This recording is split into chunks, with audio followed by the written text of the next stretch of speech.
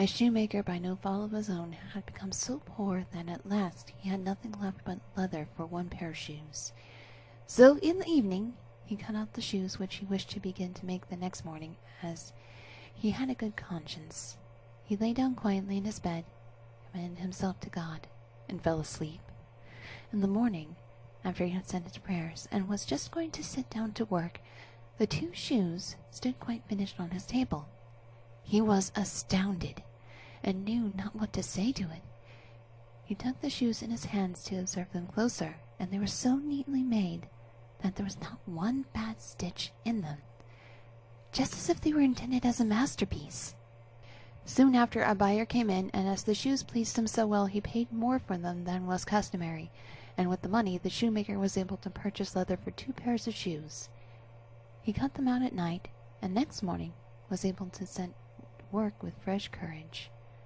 But he had no need to do so, for when he got up, they were already made, and buyers also were not wanting, who gave him money enough to buy leather for 4 pairs of shoes.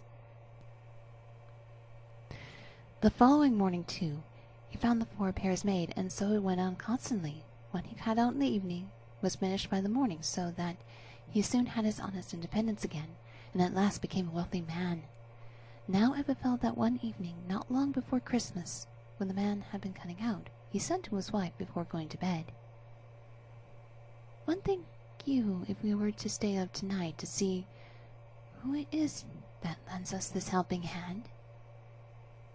The woman liked the idea, and lit a candle, and then they hid themselves in a corner of the room behind some clothes which were hanging up there, and watched.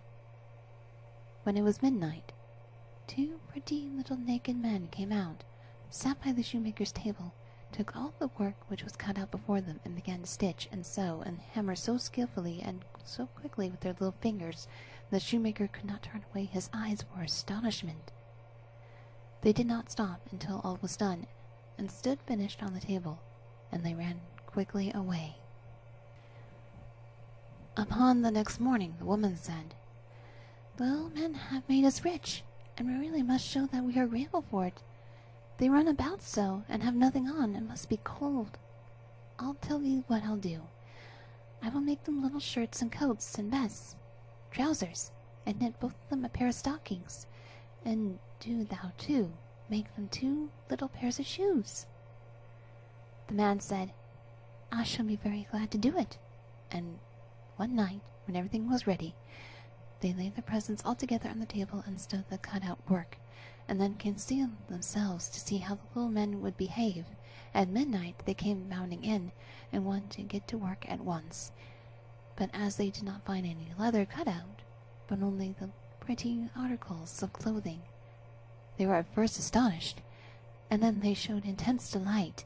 They dressed themselves with the greatest rapidity, putting the pretty clothes on and singing, "Now we are boys so fine to see, why should we longer cobblers be?"